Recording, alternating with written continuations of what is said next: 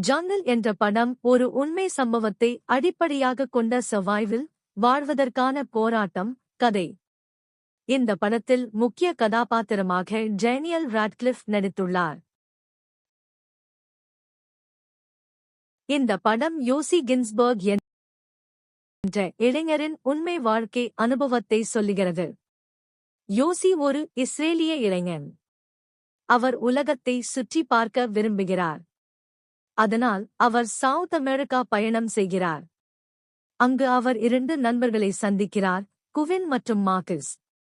ஒரு நாள் கால் என்ற மர்மமான மனிதன் அவர்களுக்கு அமேசான் ஜங்கிள் உள்ளே ஒரு மறைந்த பழங்குடி கிராமம் இருப்பதாக சொல்லி அவர்களை காட்டுக்குள் அழைத்துச் செல்கிறான்.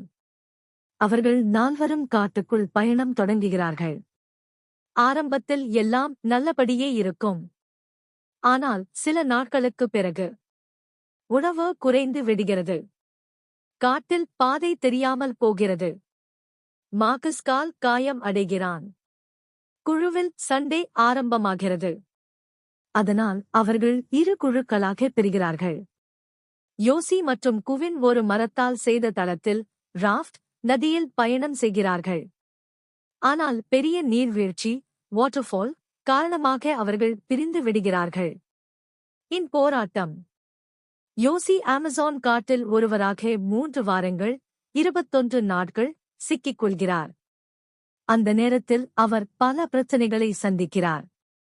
கடும் மழை, பசி, காயங்கள், விஷப்பூச்சிகள், பயம் மற்றும் தனிமை. ஆனால் அவர் நம்பிக்கையை விடாமல் உயிர் பிழைக்க போராடுகிறார். இறுதியில் குவின் மீண்டும் தேடி வந்து காப்பாற்றுகிறார். படத்தின் முக்கிய கருத்து. இந்த படம் சொல்லும் பாடம்.